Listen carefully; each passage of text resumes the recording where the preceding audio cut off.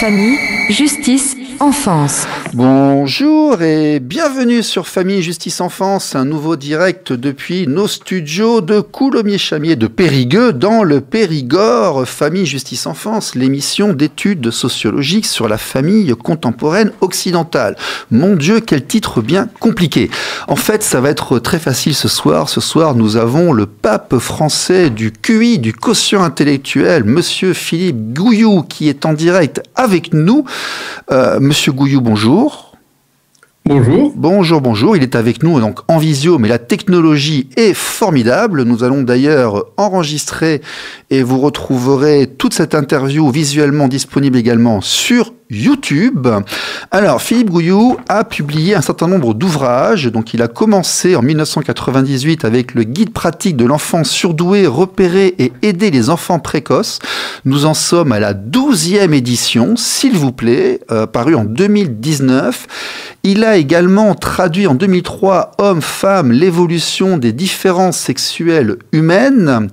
Il est à la 3e édition de l'ouvrage Pourquoi les femmes des riches sont belles, programmation génétique et compétition sexuelle. On va en parler un petit peu s'il y a un sujet là. Mais surtout, il a sorti en 2024 QI des causes aux conséquences de la génétique au capitalisme cognitif. C'est un sujet qui est intéressant, qu'on a déjà essayé de traiter plusieurs fois sur RLP. J'avais des questions à poser. Je suis donc allé m'adresser à la personne qui pouvait répondre à mes questions. Philippe Gouyoux, est-ce que j'ai oublié quelque chose dans votre présentation ? Non, on pourrait juste peut-être rajouter que j'ai des sites web. J'avais créé le premier site francophone sur le QI et les enfants surdoués. Qui est maintenant sous l'adresse douance.org ou douance.com, et le premier site francophone sur la psychologie évolutionniste, qui est evopsy.org. Ce sont ces sites qui m'ont permis d'être repéré et en contact avec les chercheurs du monde entier, et donc d'avoir accès à un certain nombre d'informations qu'ensuite j'ai traduites en livre. D'accord. Vous êtes également au niveau professionnel un homme orchestre, si j'ai cru comprendre. Vous avez des formations, vous avez travaillé dans différents domaines tels que le commercial, le marketing, l'informatique, la haute technologie, le journalisme. J'en ai oublié ? Voilà. Non, actuellement je suis journaliste donc à Monaco. Oui. Journaliste économique, avec une formation d'origine en marketing, et une passion pour tout ce qui est psychologie, donc qui prend énormément de temps. Ça, c'est intéressant. Quand on rentre dedans, ça, c'est vraiment intéressant. Ouais. Voilà, c'est ce qui me prend le maximum de temps. Ça a certainement tué ma carrière, parce que je passais plus de temps là-dessus qu'à être le bon cadre standard, on va dire. Donc maintenant, je suis journaliste économique à Monaco. D'accord. Et conseil en conseil en psychomarketing, c'est-à-dire que je propose aussi des formations et du consulting. Tout ce qui est application de la psychologie au marketing, à la communication et au management. D'accord. Donc les gens qui nous vendent des trucs super gras avec du sucre blanc, c'est vous en fait. Voilà, en gros, c'est vous êtes manipulé par des gens qui font le même métier que moi. D'accord. Il faut le savoir. Je suis là pour vous aider à vous en défendre. Ah, vous êtes du bon côté de la barrière. D'accord. Oui. Non, on peut le voir comme ça aussi. J'avais fait des formations en PNL. On m'avait expliqué assez rapidement que si l'eau était tout au fond du magasin et que si vous arriviez en voulant acheter un truc et que vous ressortiez en en ayant acheté 4, c'est qu'il s'était passé quelque chose. Voilà. C'était. Ouais. Non, il y a des techniques de manipulation, etc. Mais oui. Apprendre à les connaître pour aussi s'en défendre. D'accord, oui d'accord, donc vous êtes du bon côté de la barrière, très bien. Écoutez, on va rentrer assez rapidement pour les béotiens qui nous écoutent. Définition rapide du QI, qu'est-ce que le QI, QI, intelligence, tout ça, en quelques secondes, là, dites, rafraîchissez-nous la mémoire. Alors, l'intelligence, tout le monde sait globalement ce que c'est, mais personne n'est capable d'en donner une définition scientifiquement valide, c'est-à-dire suffisamment stricte pour que tout le monde se réfère à elle. Il y a eu énormément de recherches, etc. Et on a fini par découvrir que quelqu'un qui était bon sur une capacité cognitive, considérée comme une intelligence, était bon aussi généralement, sur le grand nombre, sur les autres capacités. Et à partir de là, par des méthodes statistiques qu'on appelle analyse factorielle, on a défini un facteur général d'intelligence qui est commun à tous les types d'intelligence et qui est mesuré par le QI, qu'on appelle maintenant intelligence générale ou tout simplement intelligence. C'est-à-dire quand les gens parlent d'intelligence multiple, en fait, ils ne parlent que de composantes de quelque chose qui est plus général, qui est assez stable chez l'humain, qui est son intelligence générale. Le QI cherche à mesurer ça. D'accord. Alors, il faut bien voir que le QI, on ne sait pas mesurer précisément l'intelligence. On ne sait pas dire, par exemple, si on veut mesurer la force de quelqu'un, on peut mesurer quel poids il arrive à soulever. Il arrive à soulever 100 kilos, il est plus fort que quelqu'un qui arrive à en soulever seulement 50. On ne sait pas faire la même chose, on ne sait pas avoir une mesure précise pour l'intelligence. Ça donne quoi? Ça donne qu'on va faire des comparaisons avec les autres. On va dire telle personne est plus intelligente que telle autre ou moins intelligente que telle autre. D'accord. D'où la définition du QI moyen. Le QI de 1, de 100, c'est en fait le QI moyen du groupe concerné. Exactement. C'est-à-dire que le chiffre de QI, alors chez les enfants c'est un peu différent parce qu'il y a des QI en âge mental, on pourra y revenir, mais le QI tel qu'on en parle d'habitude, le QI standard, 100 c'est la moyenne de la population, c'est le niveau moyen de la population de référence. Quand on dit quelqu'un a un QI de 120, on dit juste qu'il a un résultat au test cognitif meilleur que 90% de la population. Ouais. 125 meilleur que 95% de la population. Donc, c'est le QI en lui-même indique une population, il n'indique pas une force précise. Donc, il faut bien comprendre ça. C'est une comparaison avec les autres. Alors, évidemment, on a des normes internationales qui permettent de comparaison internationale, c'est-à-dire on peut se référer à des normes standards. Mais quelqu'un qui a un QI de 140 n'est pas 2 fois plus intelligent que quelqu'un qui a un QI de 70. C'est juste que l'un est quasiment dans les 1 sur 1000, pas loin, et que l'autre est dans la grande masse de la population, quoi. C'est-à-dire énormément de gens sont plus intelligents que lui. D'accord. Oui, il y a quand même des tests qui ont été établis. Moi, je me souviens d'avoir vu, par exemple, des évaluations de QI sur les animaux, où on essayait de classer les animaux par ordre avec des choses assez simples. On mettait à manger, puis on mettait un grillage devant, et puis on regardait ceux qui allaient s'arrêter devant, ceux qui faisaient le tour, ceux qui creusaient, ceux qui sautaient. On commençait par la poule, je crois, qui n'était pas forcément très évoluée. Le chien allait mieux. Donc il y avait quand même des critères qu'on arrivait à regarder. Alors oui, il y a un point. On peut prendre par exemple une image, c'est la taille. Imaginez qu'on ne sache pas, on n'ait pas la notion de mètre, de mesure. On peut dire telle personne est plus grande que telle autre. On peut dire, voilà, cette personne est dans les 10% les plus grands de la population. Avec l'habitude, vous saurez que cette personne qui est dans les 10% les plus grandes est capable d'atteindre telle étagère que telle autre ne peut pas. C'est-à-dire que vous aurez une vision globale de ce que la personne peut faire, une intuition de ce que la personne peut faire, même sans avoir la notion de mesure. Pour le QI, c'est pareil. On sait qu'une personne qui a un QI de 145 parviendra à faire certaines choses qu'une personne qui a un QI de 120 n'arrivera pas.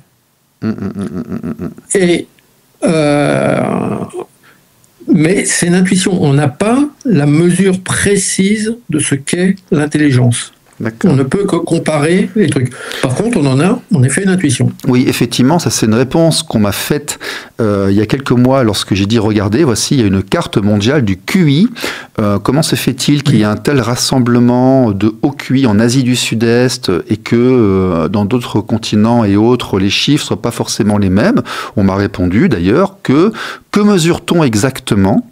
Est-ce que les évaluations, les tests sont effectués de la même manière? Est-ce qu'on prend en compte certaines capacités locales qu'on n'a pas forcément besoin de faire ailleurs? Donc effectivement, définir ce que c'est que l'intelligence en fait, c'est une notion qui va être relative forcément par rapport à son environnement, par rapport aux circonstances. Elle est absolue ou elle est relative? Alors c'est relatif, mais quand on a une norme et qu'on sait que on a un point de référence, même si c'est relatif, on a une compréhension de ce que c'est. Et alors la question de la carte des QI, en 2 mots, elle est valide, globalement. avec des marges d'erreur bien sûr, mais bon, globalement valide.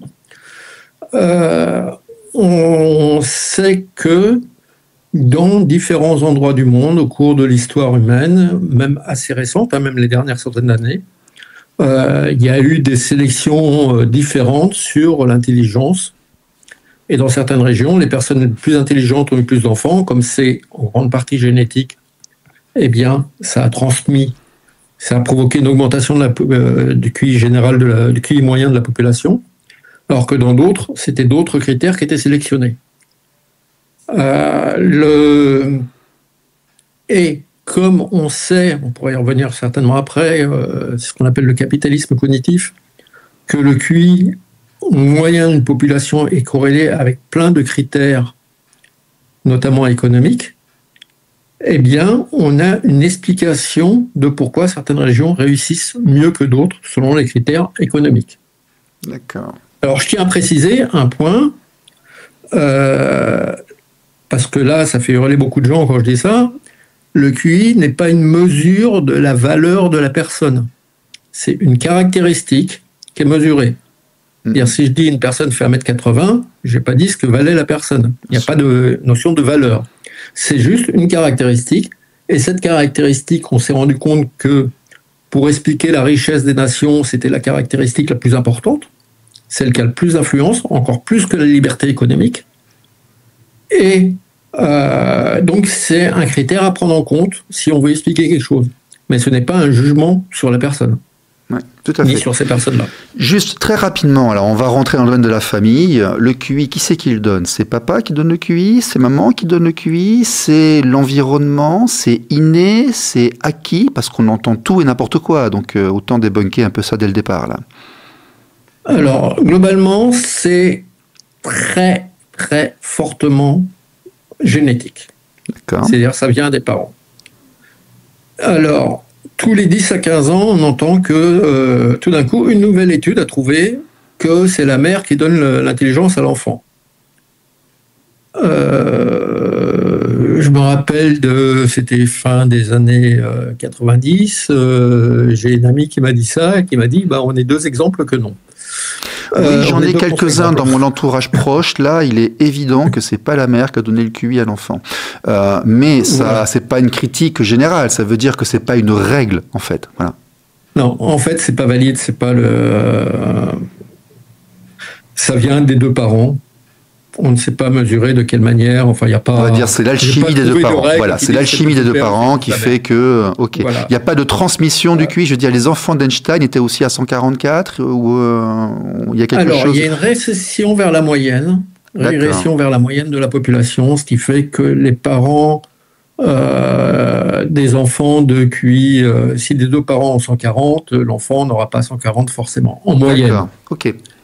Par contre, il peut y avoir aussi des accidents génétiques dans l'autre sens, c'est-à-dire les deux parents en 100 et l'enfant à 130. Donc on ne fera pas d'eugénisme en essayant de trouver des gens intelligents pour créer des enfants intelligents, ça ne marchera pas.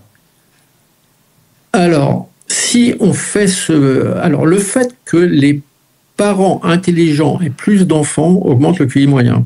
C'est-à-dire si les parents de 130 à 130 ont plus d'enfants que ceux à 100, le QI va monter. Donc, si on veut augmenter le QI, il faut que ça soit, statistiquement, il y a plus de chances qu'ils viennent de parents à QI élevé. Il y a comme je disais, des accidents génétiques, des cas particuliers. Il y a des parents très intelligents qui ont des enfants très bas en QI. Il y a des parents assez limités qui ont des enfants à QI beaucoup plus élevés. Mais les QI extrêmes naissent généralement dans des familles à QI déjà assez élevés. Le QI moyen des parents donne quand même une bonne indication sur le grand nombre du QI des enfants. Ok. Je suppose qu'il y a un potentiel, quand on lit les études style Montessori et ce genre de choses, visiblement, le traitement des premières années aide le QI à se manifester. Comment ça fonctionne? Parce qu'il y a une part d'acquis aussi, il n'y a pas que de l'inné. Alors, il y a une part d'acquis, mais là, il y a beaucoup de questions qui se posent, parce que on remarquera que moi, j'aime bien l'image de la force physique. Si vous prenez quelqu'un de 60 ans, quelqu'un de 20 ans et quelqu'un de 5 ans, ils vont montrer des forces physiques extrêmement différentes. Hein? Celui de 20 ans sera plus fort que les deux autres, et celui de 5 ans sera vraiment pas fort du tout. On peut parler d'une force générale, c'est-à-dire que ça soit le bras qui soit mesuré ou la jambe, on retrouvera cette même différence. Mais par contre, si on veut mesurer cette force, on ne peut le faire que par la manifestation. Comment cette force se manifeste? C'est-à-dire, on va dire, voilà, avec cette force-là, il arrive à soulever tel poids. C'est pareil pour le QI, c'est-à-dire qu'on va mesurer l'intelligence en voyant comment elle se manifeste. Or, votre force à vous dépend donc de votre force générale, qui est assez marquée par votre âge, par un certain nombre de trucs, mais aussi de votre forme du jour. C'est-à-dire, ce jour-là, vous êtes grippé, votre force sera beaucoup plus faible. Au contraire, vous êtes en pleine forme, etc. Vous êtes dynamique, vous avez bien mangé, vous avez pris des stimulants. Oui, mais on a vu par exemple que la malnutrition dans les premiers mois ou les premières années empêchait le développement du cerveau, et donc forcément, il y a des conséquences par rapport à l'acquis, l'environnement. Alors, dans ce sens-là, si l'enfant n'a pas... C'est un peu comme la taille physique. La taille physique est extrêmement génétique, mais si l'enfant n'a pas les constituants pour grandir, n'a pas la nourriture suffisante pour grandir, ou un stress, ou une maladie, quelque chose comme ça, il sera plus petit qu'il n'aurait dû être génétiquement. Voilà, d'accord. Mais on ne sait pas, par contre, encore, peut-être qu'on y arrivera, on ne sait pas encore comment augmenter durablement le QI. D'accord. Par contre, le fait de mettre... peut jouer sur la manifestation, le côté manifestation, mais c'est un peu... si vous voulez, un test de QI, ça mesure le facteur général d'intelligence et ce qu'on appelle des facteurs S, des facteurs spécifiques. C'est quelle est votre force générale et qu'est-ce qui fait que ce jour-là, vous allez être. Donc, la question sous-jacente pour les parents, la question sous-jacente pour les parents, c'est faut-il s'occuper des enfants très tôt, comme certains psychologues le disent, comme Maria Montessori le dit. Est-ce que ça a un intérêt, comme dans certains pays d'Asie, de commencer extrêmement tôt certains apprentissages et certains développements, ou alors on s'en fout, on les laisse jouer, on leur apprendra à lire à 9 ans, on leur apprendra l'anglais à 12, et s'il est intelligent, tout ira bien, quoi. Vous voyez ce que je veux dire? Je caricature un petit peu. Mais bon. J'ai envie de vous répondre les deux. D'accord. Merci, mon général. Voilà, les deux, parce que... Non, parce qu'il y a deux questions différentes. Il y en a une, sur le QI en lui-même, que vous fassiez l'un ou l'autre, ça ne changera pas grand-chose. Il y aura peut-être un petit impact, mais ça ne sera pas énorme. Hein. Vous ne ferez pas passer un enfant de 100 à 140. Par contre, sur ce que la personne va faire du QI, là, il faut que ça soit adapté à l'enfant. Et en effet, moi, j'ai tendance à penser que si l'enfant a des capacités, par exemple, il a un QI de 130 dès le départ, il faut le stimuler très tôt. Et le stimuler beaucoup plus que ce qu'on dit. Moi, c'est ce que je préconise d'après ce que j'ai lu. Hein. Mais en synthèse de ce que j'ai lu, je pense que c'est la meilleure stratégie. Alors, je vais rappeler rapidement. Je suis obligé d'avancer parce qu'on rend l'antenne dans 10 minutes. Mais quand j'étais à Bangkok, on était très souvent parents d'enfants bilingues ou trilingues en tant qu'expatriés, ce qui est normal parce qu'ils étaient à l'école scolarisés, donc il y avait anglais et thaïlandais. Déjà, c'est intéressant parce qu'il y a deux alphabets différents, deux langues qui sont différentes, plus la langue du couple. Donc, on avait énormément d'enfants trilingues. Donc on s'est intéressé à la problématique notamment du multilingue et moi j'étais forcé de me rendre compte, notamment en allant au Cambodge et autres avec diverses méthodes d'apprentissage de la langue, que s'occuper des enfants tôt, eh ben, ça les rendait plus rapidement accessibles à la lecture. Si on les formait à 4, 5, 6 langues avant la phase de fossilisation, on avait des gens qui avaient plusieurs langues natives pour la vie, tandis que si on s'en occupait pas, eh ben, ils les avaient pas. Oui, alors là, c'est un cas particulier, la langue. C'est qu'en effet, il y a ce qu'on appelle des programmes qui se ferment. Votre terme fossilisation est excellent. Des programmes qui se ferment, c'est-à-dire qu'à un moment donné, le cerveau dit c'est la distinction, ce qui est bruit et ce qui est langue. Ce qui a du sens et ce qui n'en a pas. Et à un moment donné, le cerveau dit ça y est, j'ai fini par distinguer. C'est une adaptation à l'environnement. Et ce qui fait que nous, par exemple, français, la langue française utilise très peu de fréquences par rapport à d'autres langues. Et on a tendance à dire que tout ce qui sort de ces fréquences, c'est du bruit. et donc ne pas l'entendre, ne pas le classer comme signifiant. Voilà. C'est pour ça qu'à 13-14 ans, on a du mal. On est très mauvais. Oui, tout à fait. Ouais, parce qu'on l'a fait trop tard. C'est une des explications. Parce qu'on le fait trop tard. On l'a fait trop tard. Ok. Alors, il donnait, une étude que j'avais vue, c'était entre 6 et 10 mois, entre 6 et 12 mois, et surtout entre 8 et 10. Alors il y a un phénomène qui est très très commun, je l'ai constaté de multiples fois quand je regardais mes amis, mes compatriotes et tout arriver à l'école, c'est on se pointe devant l'institutrice, on dit regardez, il est magnifique, il pense bien, il y a quelque chose. Madame, je vous assure, mon enfant là, il y a quelque chose. Ce qui est un comportement de parent normal, on aime son enfant, on l'idéalise et autres. Alors question 1, comment on reconnaît qu'il a un potentiel par des méthodes raisonnables et non pas par la voix du cœur et l'émerveillement qu'on a devant cette tête qu'on a produit là. Comment on se rend compte qu'il a effectivement quelque chose et ensuite comment on s'en occupe? Alors, première chose, comment on se rend compte?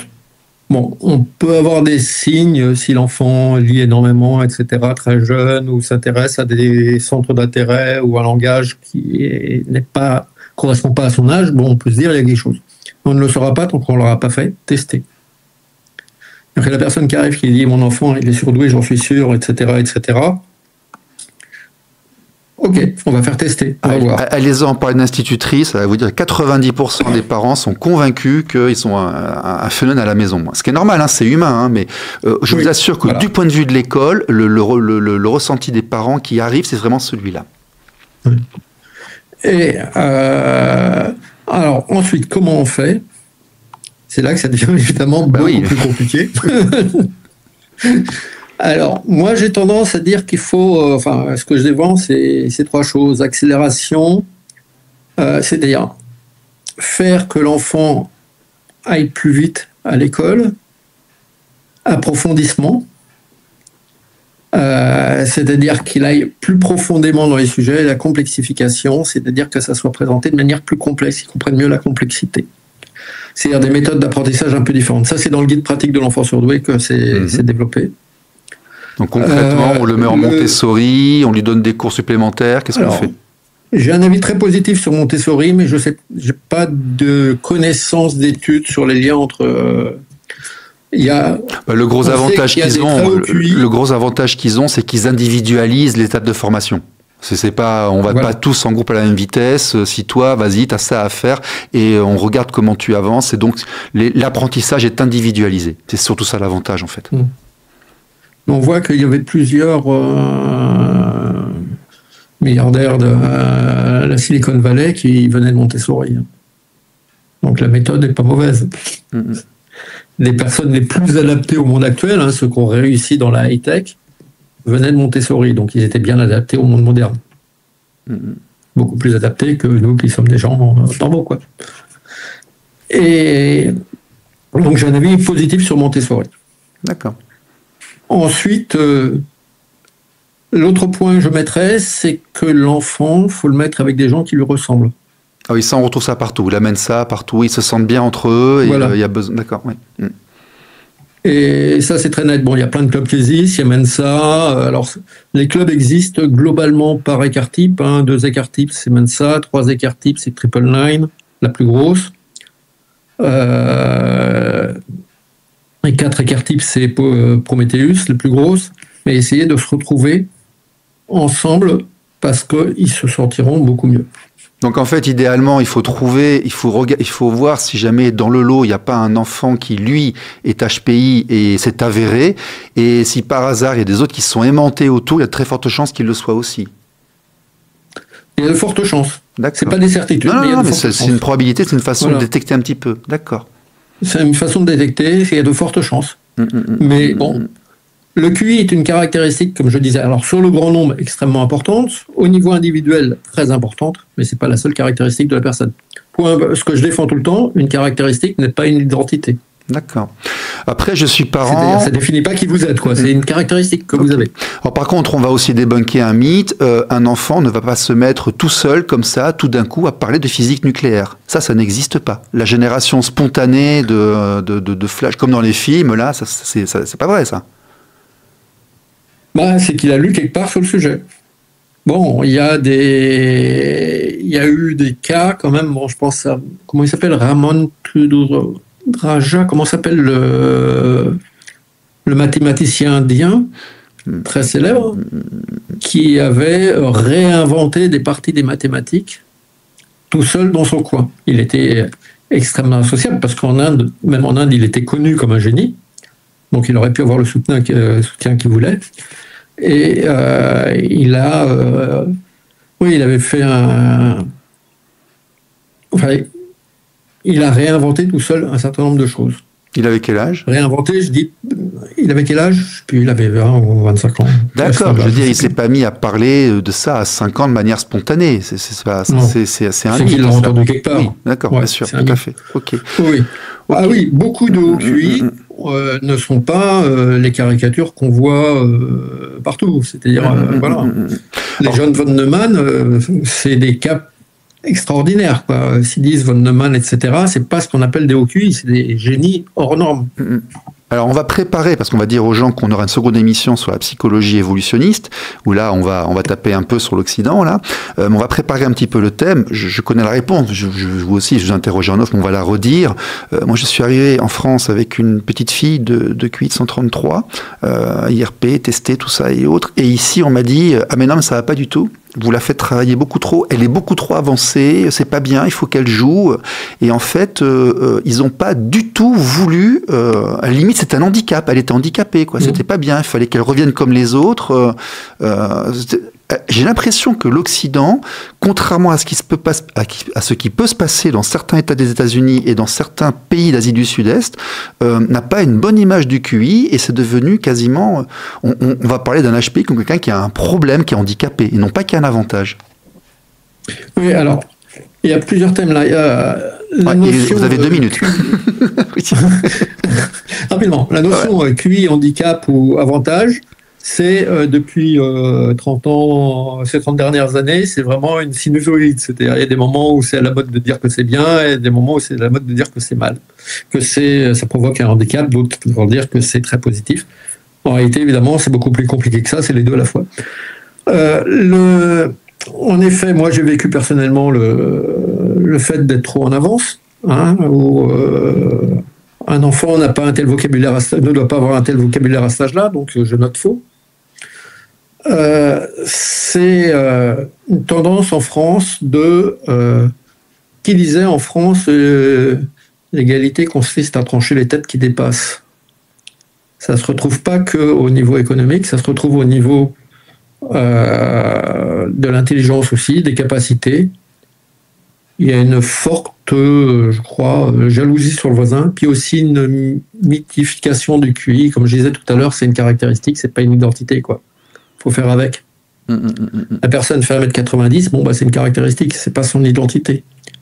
La personne a un QI de 150, c'est une caractéristique qui joue énormément sur ce qu'elle est, qu'à prendre en compte parce qu'elle a beaucoup d'importance, mais c'est pas son identité. Elle a aussi plein d'autres choses. Tout à fait. D'ailleurs, c'est pas forcément évident. On trouve des gens qui vont s'isoler, qui vont dans l'informatique, on en voit beaucoup, qui ont échoué à l'école et puis qui se révèlent soudainement dès qu'on leur donne leur ordinateur et qu'on commence à leur permettre de coder, faire ce genre de trucs. Il peut y avoir un cas où c'est le lien QI syndrome d'Asperger. Bon, maintenant qui est classé dans les troubles du spectre autistique, où il apparaît que le syndrome d'Asperger potentialise le QI et permet de s'exprimer. Philippe Gouyoux, on vous trouve donc sur gouyoux.com, GOUILLOU.com, c'est bien cela. Votre ouvrage QI des causes aux conséquences est également traduit en anglais. Et nous vous retrouverons dans quelques semaines sur RLP pour parler de psychologie évolutionniste. À tous les auditeurs, merci à vous. La suite des programmes sur RLP, ne bougez pas, c'est juste après ça. RLP. Radio libre en Périgord. Famille, justice, enfance. La radio, ça va super vite. Ça a été ? Ouais, c'est bien. Après, c'est vrai que j'ai regardé beaucoup d'interviews de vous. Sur le net, c'est 1 heure, 2 heures. On peut faire ça sur Internet. Mais sur la radio, déjà, nous, 30 minutes, on a de la chance de pouvoir creuser un thème comme ça sur un média traditionnel durant 30 minutes. C'est un... Ouais. Ah oui, les youtubeurs, c'est long, parfois. Ouais, mais ça permet de creuser aussi. C'est des médias alternatifs. Mais bon, après moi je suis limité parce que j'ai une grille et tout, mais déjà c'est le... Ouais. Bon, il y a des petites questions courtes là, et qu'on sait les trouveront sur YouTube, tant pis elles seront pas à l'antenne là, hein. Comment ça se fait qu'il y ait une concentration de QI ainsi en Asie du Sud-Est? Alors, il y a des débats. Ron Hunt avait proposé que c'était une sélection par le mandarinat.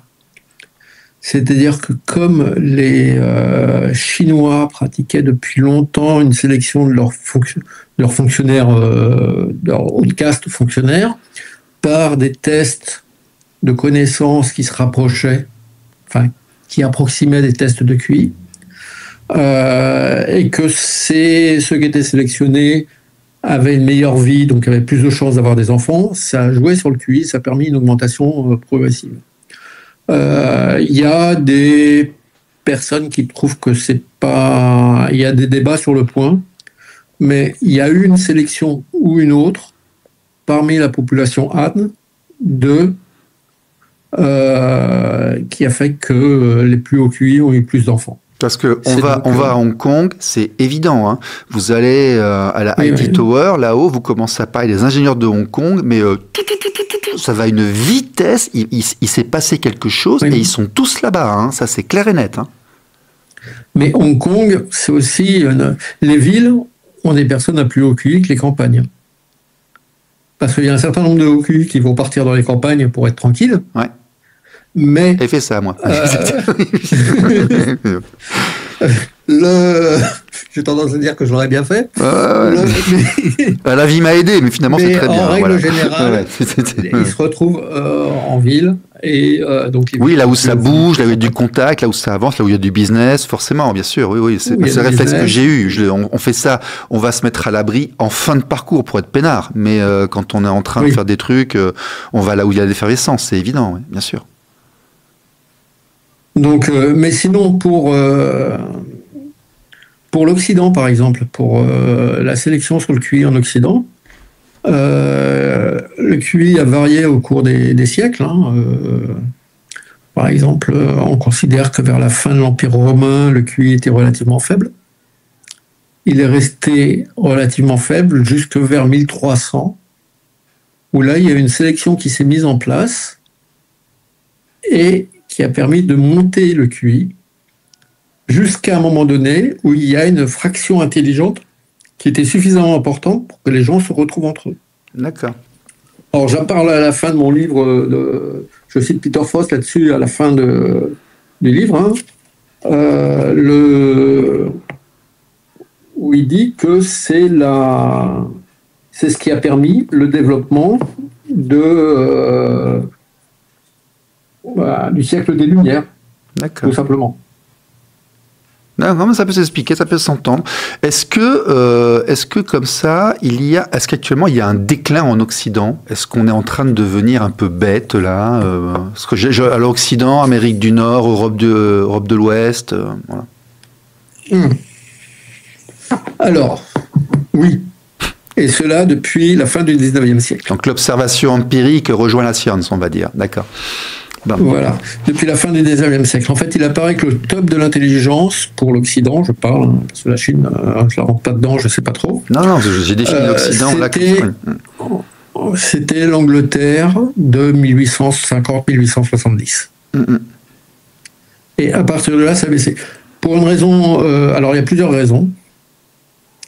C'est que il y a eu une chute de la mortalité infantile qui fait que beaucoup de gens qui n'avaient pas le niveau normalement pour survivre ont survécu et ont pu avoir des enfants.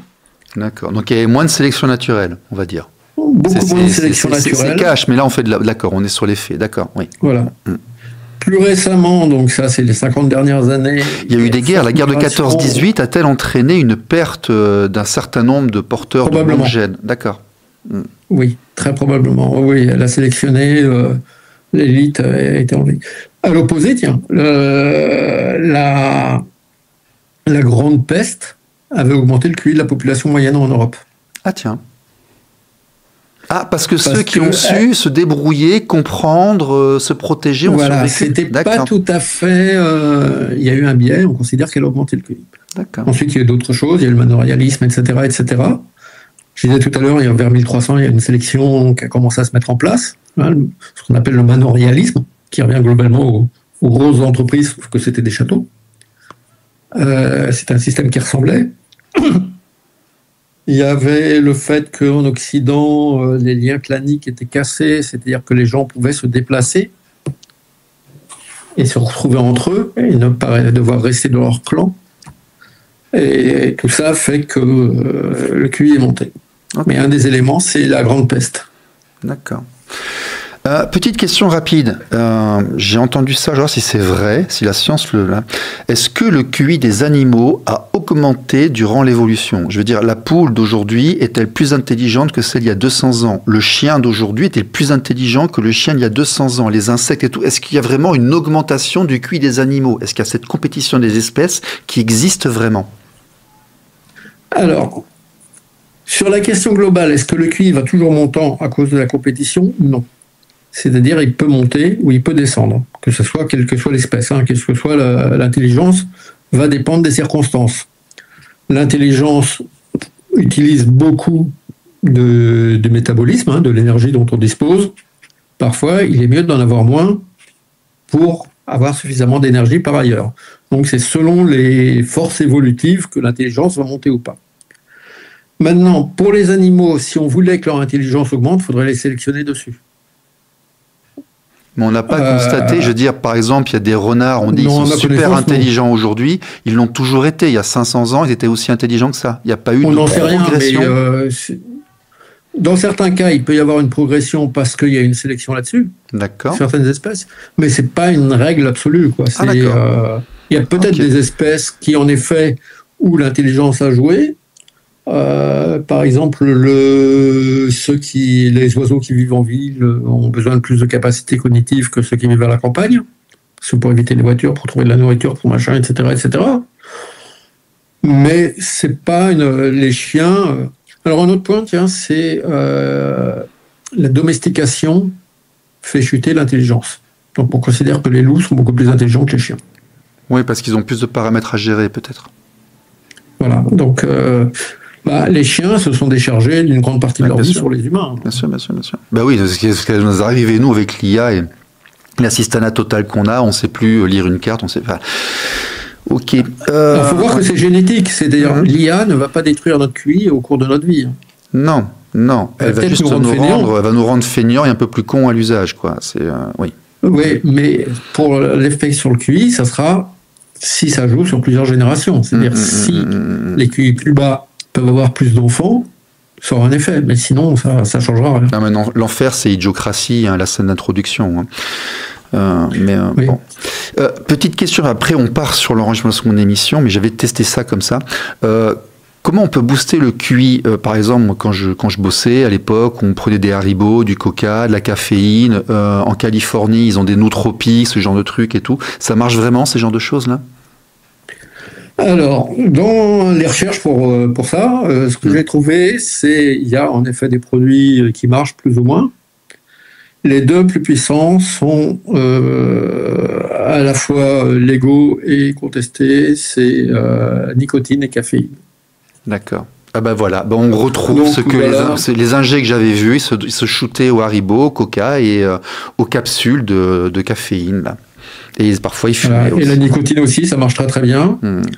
C'est peut-être le plus puissant d'ailleurs. Sinon, il y a les produits contre la narcolepsie. Vous savez, la maladie brutale, les gens qui tombent endormis tout d'un coup. D'accord. Il y a une maladie où les gens peuvent tout d'un coup s'endormir et si ça leur arrive au volant, ils se crachent, quoi. Et c'est une maladie plus qu'invalidante, on va dire. Il y a des produits qui existent contre ça. Il y en a il a été montré qu'ils augmentaient de manière significative la mémoire de travail. Okay. Donc, ils jouaient sur le QI parce que la mémoire de travail était largement augmentée. D'accord. Donc, il y a des nootropiques qui marchent. En 2005, un article de la BBC, alors je l'ai perdu, mais je me rappelle globalement de l'année, débattait sur l'utilisation justement de ces produits-là, de ces médicaments-là, lors des examens. Comment lutter contre le dopage aux examens. Donc il a été considéré que c'était suffisamment puissant pour pouvoir, un peu comme le dopage au sport. Bon, c'est moins fort, mais c'est un peu l'idée. Ah, mais moi, dans le monde du développement informatique, j'ai vu des gens qui se dopaient, il n'y avait aucun problème. Hein. Vous allez en Californie, au contraire, c'est une qualité. Hein. Oui, mais pour un examen standard, c'était pas bien vu. D'accord, je comprends. Okidoki, bon, on enchaîne sur la seconde émission ? Ok. Ok, je regarde. Ça va rejoindre un petit peu. Hein.